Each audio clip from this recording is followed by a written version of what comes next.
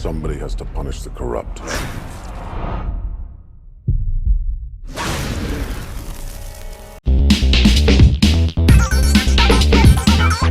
Another Marvel comic book movie. But unlike in-house productions Iron Man and the Incredible Hulk, The Punisher is still tied up as a joint venture with Lionsgate. This is a sequel to 2004's The Punisher, but you can't tell because the entire creative team has abandoned ship, including actor Thomas Jane.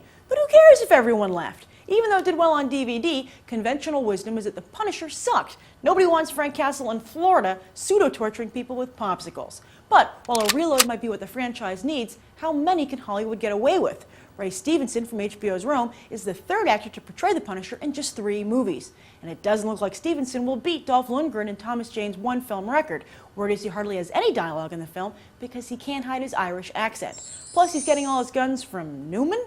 And writer Kurt Sutter from The Shield has taken his name off the movie. And then there's director Lexi Alexander. The German filmmaker and former stuntwoman was brought on after her indie film Hooligans won some festival awards but bombed with audiences and critics.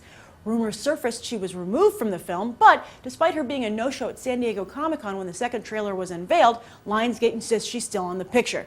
Talk about walking wounded.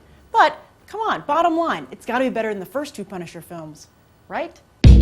Last week, Rob and Kern from Threadbanger just happened to be at the movies while we were filming. So I thought, what a cool way to have guest stars on Beyond the Trailer. So every once in a while, we're going to ask web hosts to come see a movie and then tell us what they thought about it.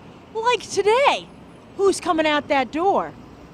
This week on WePCTV. So I think the concept of the album has changed as there are new ways of finding out about new bands. The whole concept of the one-hit wonder is almost taken to a crazy extreme. WePCTV is brought to you by ASUS and Intel. You dream it, ASUS builds it, Intel inside.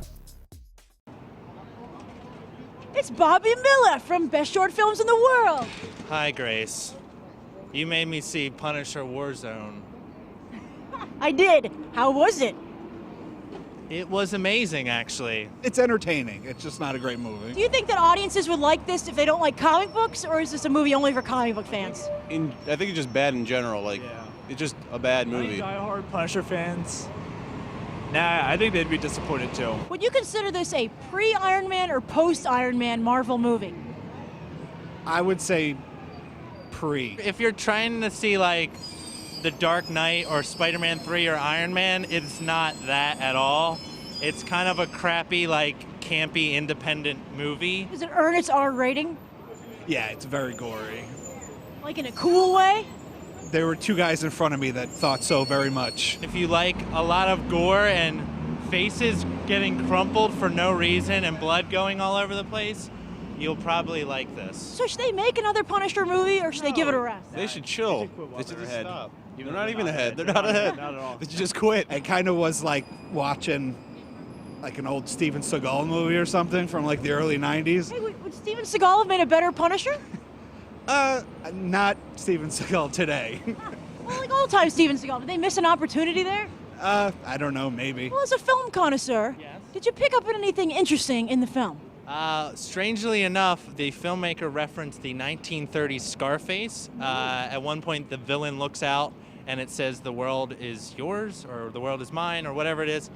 And I must say, whoever did this film actually knows what they're doing. Oh, it's a German stuntwoman. It's her second film. You don't say.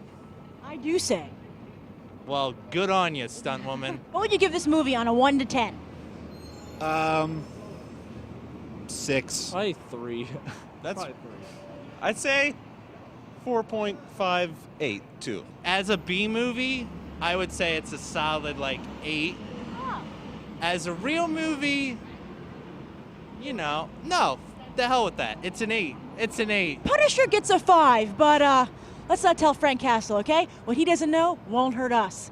And next time you're on the way to the theater and you haven't had time to check the computer, you can download episodes of Beyond the Trailer right to your phone by subscribing to the iTunes Beyond the Trailer podcast.